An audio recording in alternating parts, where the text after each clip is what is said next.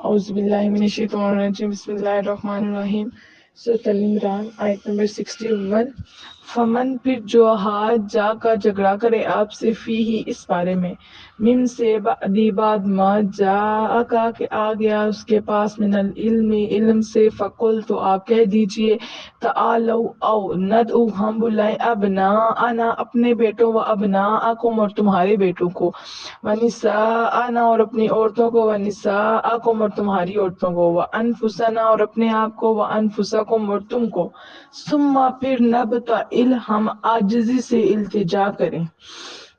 پھر جو لوگ علم حاصل ہو جانے کے بعد بھی آپ سے عیسیٰ کے بارے میں جھگڑا کریں تو آپ کہہ دیجئے آؤ ہم خود بھی لے آتے ہیں اپنے بیٹوں کو اور عورتوں کو بھی لے آتے ہیں تم خود بھی آؤ اور اپنے بیٹوں اور عورتوں کو بھی لے آؤ پھر ہم سب عاجزی سے التجا کرتے ہیں۔ اب مطلب پیچھے ہم نے پورا واقعہ پڑھ لیا، ٹھیک ہے، تو اب آپ صلی اللہ علیہ وآلہ وسلم کو فرمایا جا رہا ہے کہ پھر بھی اگر کچھ لوگ آپ سے عیسیٰ کے بارے میں سوال کرتے ہیں تو آپ یہ کریں۔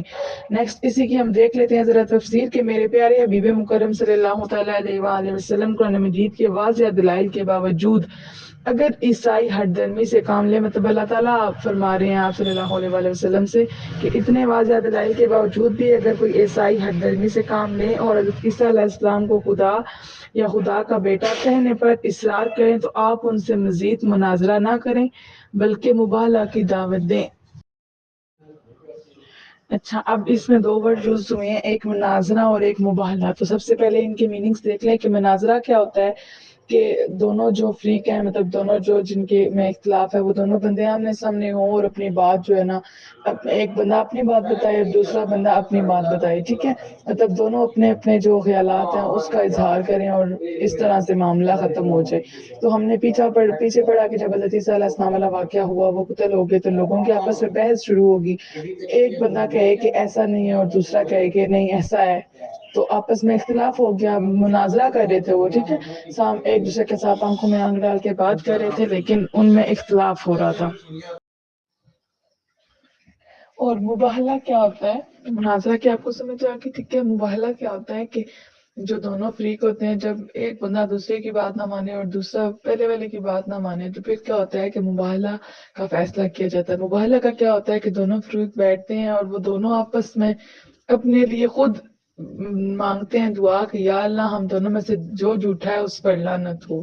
خود اللہ تعالیٰ سے لعنت کی دعا مانگتے ہیں کہ جو ہم میں سے جھوٹا ہے اس پر اللہ کی لعنت ہو۔ یہ مباہلہ ہوتا ہے، ٹھیک ہے، جب مطلب کوئی ایک دوسرے کی بات نہ مانے تو پھر مباہلہ کیا جاتا ہے کہ دونوں فریق خود ہی بدعا کریں اور جو جھوٹا ہوگا تو اللہ تعالیٰ اس کے حق میں فیصلہ اس کو سزا دے دیں گے، کیونکہ جب اللہ تعالیٰ کی اللہ تعالیٰ کو تو بہتر معلوم ہے نا کون سچا اور کون جھوٹا ہے، تو جب انسانوں کے بس سے باہر بات جو ہے وہ باہر نکل جاتی ہے، انسان کی بات ایک دوسرے کو سمجھ نہیں آ رہی ہوتی ہے تو پھر مباہلہ کا فیصلہ کیا جاتا ہے۔ تو اسی کو دیکھتے ہیں کہ آپ ان سے مزید مناظرہ نہ کریں بلکہ مباہلہ کی دعوت دیں، یعنی فریقین اپنے اپنے بال بچوں کو ایک میدان میں لے آئیں اور اللہ تعالیٰ کی بارگاہ میں عاجزی سے دعا کریں کہ ان میں سے جو جھوٹا ہو اس پر اللہ تعالیٰ کی لعنت ہو۔ چنانچہ حضور اکرم صلی اللہ علیہ وآلہ وسلم اپنے ساتھ امام حسین، امام حسن، فاطمہ الزہرا اور حضرت علی حیدر کرار کو لے کر آئے اور انہیں فرمایا جب میں دعا کروں تو تم آمین کہنا۔ عیسائیوں نے جب اہل بیت کے نورانی چہرے دیکھے تو ان کے سردار پادری نے کہا اے گروہ نصارہ، یقیناً میں ایسے چہرے دیکھ رہا ہوں اگر وہ اللہ تعالیٰ سے دعا کریں کہ پہاڑ کو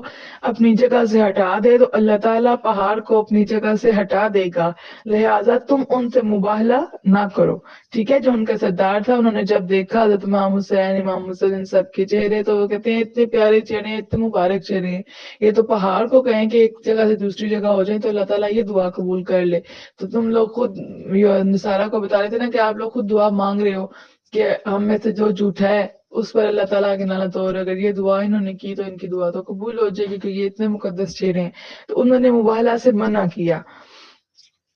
اور اگر کیا تم ہلاک ہو جاؤ گے، اور اگر کیا تو تم مطلب مبالغہ کرنے سے منع کیا، اگر تم کیا تو تم ہلاک، کیونکہ جب یہ اللہ تعالیٰ کی دعا مانگیں گے تو پھر ظاہری بات ہے اس کے پیچھے کوئی اور بات نہیں رہتی، اور روح زمین پر کوئی عیسائی باقی نہ رہے گا۔ چنانچہ عیسائیوں نے مباہلہ سے انکار کر دیا اور سالانہ جزیہ دینے پر صلح کر لی۔ سالانہ جزیہ کیا ہوتا ہے؟ جیسے یہ ٹیکس وغیرہ ہوتا ہے، ٹھیک ہے۔ حضور اکرم صلی اللہ علیہ وآلہ وسلم نے فرمایا قسم ہے اس ذات کی جس کے دستے قدرت میں میری جان ہے، اگر وہ مبالغہ کرتے تو بندر اور خنزیر بنا دیے جاتے، ان کی وادی کو آگ گھیر لیتی اور نجران کو اس کے باشندوں سمیت تباہ و برباد کر دیا جاتا ہے۔ مطلب ان پر اللہ تعالیٰ، کیونکہ اللہ تعالیٰ جب وہ خود ہی دعا مانگتے ہیں کہ ہم سے جھوٹا ہے، جو جھوٹا ہے اس پر اللہ تعالیٰ کی لعنت ہو، تو پھر اللہ تعالیٰ کی ایسی لعنت ہوتی ہے کہ ان کی شکلیں کیسی بنا دی جاتی، بندر اور خنزیروں جیسی۔ یہ واقعہ اسلام کی تصدیق یعنی اسلام کے سچا ہونے کی دلیل اور عیسائیت کی تردید یعنی عیسائیوں کو رد کرنے کے لیے سنگ میل کی حیثیت رکھتا ہے۔ سنگ میل مطلب بہت زیادہ حیثیت رکھتا ہے، اور حضور اکرم صلی اللہ علیہ وآلہ وسلم کی نبوت کے لیے ناقابل تردید ثبوت فراہم کرتا ہے، ناقابل تردید جس کو ہم انکار نہیں کر سکتے۔ یعنی اگر حضور اکرم صلی اللہ علیہ وآلہ وسلم کو اپنی نبوت کے بارے میں ذرا برابر بھی شبہ ہوتا، شک ہوتا، تو وہ میدان مباہلہ میں تشریف نہ لاتے، اور اگر عیسائیوں کو اپنے عقیدے کی سچائی کا یقین ہوتا تو وہ مباہلہ سے انکار نہ کرتے۔ مباہلہ وہی کرتا ہے جس کو اپنے سچا ہونے پر یقین ہو۔ یہ واقعہ 10ویں ہجری میں نجران کے وفد ہوتا ہے ایک گروہ کے ساتھ پیش آیا۔ مباہلہ میں حضرت فاطمہ الزہرا رضی اللہ تعالیٰ عنہا اکیلے تشریف لائیں، کیونکہ دوسری صاحبزادیاں اس وقت انتقال فرما چکی تھی، فوت ہو چکی تھی۔ حضرت رقیہ رضی اللہ تعالیٰ عنہا نے 2 ہجری میں، حضرت زینب رضی اللہ تعالیٰ عنہا نے 8ویں ہجری میں، اور ام کلثوم رضی اللہ تعالیٰ عنہا نے 9ویں ہجری میں انتقال فرمایا۔ نیکسٹ دیکھتے ہیں، لعنت اللہ، اللہ کی علی الکاذبین، جھوٹوں پر، اور جھوٹوں پر اللہ تعالیٰ کی لعنت ہو۔ انا بے شک ھذا لہوا، یہی ہے القصاص واقعہ، الحق سچا، ما نہیں من سے الہ کوئی معبود الا اللہ سوائے اللہ کے، وانا اور بے شک اللہ لاہوا ہی العزیز غالب الحکیم حکمت والا، بے شک یہی واقعہ سچا ہے اور اللہ تعالیٰ کے سوا کوئی عبادت کی لائق نہیں، بے شک اللہ تعالیٰ ہی غالب و حکمت والا ہے۔ فَإِن پھر اگر تولوا وہ منہ پھیر لیں، فَإِنَّا تو بے شک اللہ تعالیٰ علیم خوب جاننے والا بالمفسدین فساد کرنے والوں کو۔ پھر اگر وہ اعراض کریں تو اللہ تعالیٰ فسادیوں کو خوب جاننے والا ہے۔ اعراض کا مطلب ہوتا ہے منہ پھیر لینا، مطلب جب مبالغہ کی دعوت دی گئی تو پھر وہ مبالغہ کرنے سے انکار کر لیں، اس سے پیٹ پھیر لیں۔ اللہ نہ عبودا کہ ہم نہ عبادت کریں، اللہ سوائے اللہ کی، ولا نشرکا اور نہ شریک ٹھہرائیں، بھی اس کے ساتھ شیئن کسی چیز کو، ولا یتخذا اور نہ بنا لے، بعدنا ہم میں سے کوئی، بعدن کسی کو، اربابن رب، من دونی کے سوائے اللہ کے۔ آپ کہیے اے اہل ایمان، آؤ اس بات کی طرف جو ہمارے اور تمہارے درمیان یکساں ہے۔ پہلے یہاں تک دیکھ لیتے ہیں، اس کے بعد پھر ہم نیکسٹ کرتے ہیں۔ سوری بیٹا، یہ ایک لائن چھوڑ کے ہم پہلے اس کو دیکھ لیتے ہیں کہ کل آپ فرمائیے، یا اہل الکتاب، اے اہل کتاب، تعالوا او الی طرف، کلمات بات، سواء یکساں، بیننا ہمارے درمیان، و بینکم اور تمہارے درمیان۔ آپ کہیے اے اہل ایمان، او اس بات کی طرف جو ہمارے اور تمہارے درمیان یکساں ہے۔ یکساں مطلب ایک جیسی ہے۔ اس کی ذرا دیکھ لیتے ہیں ہم پہلے تفسیر، کہ اہل کتاب کو دعوت دی جا رہی ہے کہ آؤ ایک ایسے عقیدے پر اتفاق کر لے جو ہمارے اور تمہارے درمیان مشترک ہے، یعنی ایک جیسا ہے۔ یعنی پہلی آسمانی کتابیں اور قرآن مجید اس پر متفق ہیں کہ صرف اللہ تعالیٰ کی عبادت کی جائے اور اس کے ساتھ کسی کو شریک نہ ٹھہرایا جائے۔ نیکسٹ دیکھتے ہیں، اللہ نعبدا کہ ہم نہ عبادت کریں، اللہ سوائے اللہ کی، ولا نشرک اور نہ شریک ٹھہرائیں، بھی اس کے ساتھ شیئن کسی چیز کو، ولا یتخذا اور نہ بنا لیں، بعدنا ہم میں سے کوئی، بعدن کسی کو، اربابن رب، من دون اللہ اللہ کے سوائے، فَإِنَّا پھر اگر تولو وہ روح گردانی کریں فَقُولُوا تو تم کہہ دو اشہدوا گواہ رہنا بِأَنَّا کہ ہم مسلمون مسلمان ہیں، یہ کہ ہم اللہ تعالیٰ کے سوا کسی کی عبادت نہ کریں اور اس کے ساتھ کسی کو شریک نہ بنائیں، اور ہم میں سے کوئی اللہ تعالیٰ کے سوا کسی دوسرے کو رب نہ بنائے۔ پھر اگر وہ احراز کریں یعنی روح گردانی کریں پیٹ پھیرے تو تم کہہ دو گواہ رہنا تم تو مسلمان، ہم تو مسلمان ہیں۔ یا اہل الکتابی اے اہل کتاب لما کیوں تو حاجونا تم جھگڑتے ہو فی بارے میں ابراہیم ابراہیم کے وما حالانکہ نہیں انزلت اتاری گئی انزلت اتاری گیا تورات ہوا اور انجیل انجیل الا مگر من بعد ہی ان کے بعد افلا تعقلون کہ تم نہیں سمجھتے تھے۔ اے اہل کتاب تم ابراہیم کے بارے میں کیوں جھگڑتے ہو حالانکہ تورات اور انجیل تو ان کے بعد نازل کی گئی، کیا تم اتنا بھی نہیں سمجھتے؟ جی یہاں تک دیکھ لیتے ہیں تفسیر کہ یہود کا دعویٰ یہ تھا کہ حضرت ابراہیم علیہ السلام یہودی تھے اور عیسائی کہتے تھے کہ آپ عیسائی تھے، حالانکہ یہودیت اور عیسائیت کی ابتدا تورات اور انجیل کے نزول کے بعد ہوئی۔ مطلب یہودیت اور عیسائیت جو تھی یہ جب تورات اور انجیل نازل ہوئے اس کے بعد یہ دونوں جو ہے نا مذاہب جو ہے وہ وجود میں آئے، اور حضرت ابراہیم علیہ السلام ان دونوں کتابوں کے نزول سے بہت پہلے گزر چکے تھے۔ پھر وہ یہودی یا عیسائی کیسے ہو سکتے ہیں، اور یہ اتنی واضح حقیقت ہے جس کو معمولی عقل رکھنے والا آدمی آسانی سے سمجھ سکتا ہے۔ مطلب حضرت ابراہیم علیہ السلام تو ان دونوں کتابوں سے بہت پہلے گزر چکے تھے نا، تو پھر اگر یہ ہوتا کہ آپ عیسائی یا یہودی تھے تو پھر تو یہ کتابیں پہلے نازل ہونی چاہیے تھی، یہ کتابیں تو بہت بعد میں نازل ہوئی ہیں اور آپ بہت پہلے گزر چکے ہیں، اس لیے یہ فرمایا جا رہا ہے کہ وہ یہودی یا عیسائی کیسے ہو سکتے ہیں۔ ہاں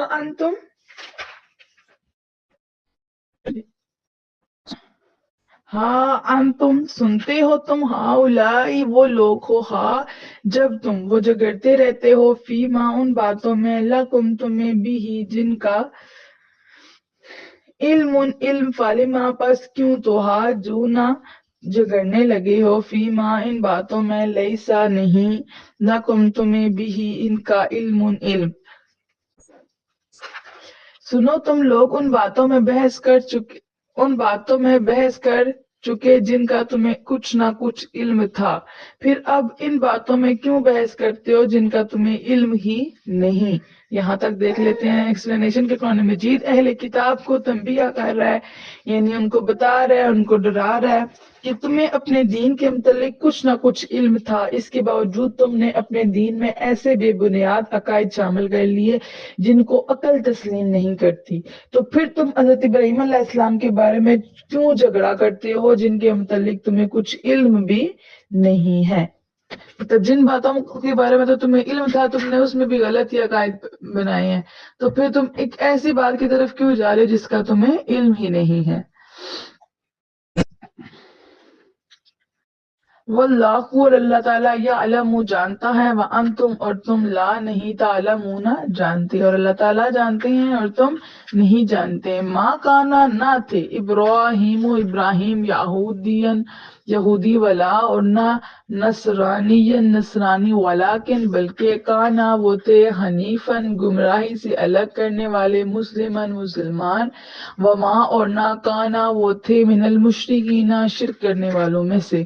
ابراہیم نہ یہودی تھے نہ نصرانی بلکہ وہ خالص مسلمان تھے، وہ مشرک بھی نہ تھے۔ یہاں تک دیکھ لیتے ہیں تفسیر کہ یہودی حضرت عزیز علیہ السلام کو خدا کا بیٹا اور عیسائی حضرت عیسیٰ علیہ السلام کو خدا کا بیٹا کہتے تھے۔ مشرکین عرب پتھر کے بتوں کی عبادت کرتے تھے، لیکن حضرت ابراہیم علیہ السلام ہر قسم کے شرک سے پاک صرف ایک خدا کی عبادت کرتے تھے، لہٰذا حضرت ابراہیم علیہ السلام کے دوست اور قریبی صرف وہی لوگ ہو سکتے ہیں جو ان کی اتباع کریں، یعنی جو ان کی پیروی کریں۔ اور آج دین ابراہیم کے اصل پیروکار مسلمان ہیں جو صرف ایک خدا کی عبادت کرتے ہیں، اسی لیے اللہ تعالیٰ نے مسلمانوں کو حکم دیا کہ وہ دین ابراہیم کی اتباع کریں، یعنی دین ابراہیم کی پیروی کریں کیونکہ وہ خالص توحید پرست اور ہر قسم کے شرک سے پاک تھے۔ شرک کیا ہوتا ہے؟ اللہ تعالیٰ کے سوا کسی اور کی عبادت کرنا، اللہ تعالیٰ کے سوا کسی اور کو خدا ماننا۔ انا بے شک اولا نزدیک تر الناسی لوگ بھی ابراہیم ابراہیم سے الذین جنہوں نے اتبعوہ ان کی پیروی کی، وہذا اور یہ النبی نبی والذین اور جو آمنو ایمان لائے، واللہ اور اللہ تعالیٰ ولی مددگار ہے المؤمنین مومنوں کا۔ ابراہیم کے نزدیک زیادہ نزدیک وہ لوگ تھے جنہوں نے ان کی پیروی کی، اور جو نبی صلی اللہ علیہ وآلہ وسلم ہیں اور جو ان پر ایمان لائے ہیں، اور اللہ تعالیٰ ایمان والوں کا مددگار ہے۔ ودت دل سے چاہتا ہے، طائفتن ایک گروہ، من سے اہل الکتابی اہل کتاب، لو کسی طرح، یدلونکم گمراہ کر دیں تمہیں، وما یدلون اور نہیں گمراہ کرتے، الا مگر انفسہم اپنے آپ کو، وما اور نہیں یشعرون وہ سمجھتے۔ دل سے چاہتا ہے ایک گروہ اہل کتاب سے کہ کسی طرح تمہیں گمراہ کر دیں، تمہیں اور نہیں گمراہ کرتے مگر اپنے آپ کو، وہ اس حقیقت کو سمجھتے ہی نہیں ہے۔ یا اہل الکتابی اے اہل کتاب، لما کیوں تکفرون انکار کرتی ہو، بھی آیاتی آیتوں کو، اللہ اللہ کی، وانتم حالانکہ تم تشہدون خود گواہ ہو۔ اے اہل کتاب تم اللہ تعالیٰ کی آیتوں کا انکار کیوں کرتے ہو حالانکہ تم خود گواہ ہو۔ یہاں تک دیکھ لیتے ہیں ذرا تفسیر کہ یہاں قرآن مجید اہل کتاب کو تنبیہ، اہل کتاب کون ہے؟ جو باقی جو آسمانی کتابیں ہیں ان میں سے کسی کتاب کو مانیں لیکن جو قرآن مجید ہیں اس کو تسلیم نہ کریں، اس کی سچائی کو نہیں مانتے، وہ اہل کتاب ہوتے ہیں۔ کہ تمہاری کتابوں میں حضور اکرم صلی اللہ علیہ وآلہ وسلم کی جن علامات کا ذکر ہے، یعنی جن نشانیوں کا ذکر ہے، تم نے خود ان کا مشاہدہ کر کے، یعنی خود ان کو دیکھ کر حضور اکرم صلی اللہ علیہ وآلہ وسلم کو پہچان لیا ہے۔ گویا تم آپ صلی اللہ علیہ وآلہ وسلم کی نبوت کے خود گواہ بن چکے ہو، اس کے باوجود تم حق کو کیوں چھپاتے ہو؟ قیامت کے دن تمہارے پاس اس منافقت کا کیا جواب ہوگا؟ امید ہے آپ کو یہاں تک سمجھ آ گئی ہوگی، باقی کوئی کوشچن ہو تو آپ مجھے ان باکس کر لیں۔ اللہ تعالیٰ سے دعا ہے اللہ تعالیٰ ہمیں علم دین اور دنیا پڑھنے، سمجھنے، اس پر عمل کرنے اور دوسروں تک پہنچانے کی توفیق عطا فرمائے۔ اور اللہ تعالیٰ سے دعا ہے کہ اللہ تعالیٰ ہمیں اس قرآن پاک کی تفسیر کو مکمل کرنے کی توفیق عطا فرمائے اور اس پر عمل کرنے کی توفیق عطا فرمائے۔ وما علینا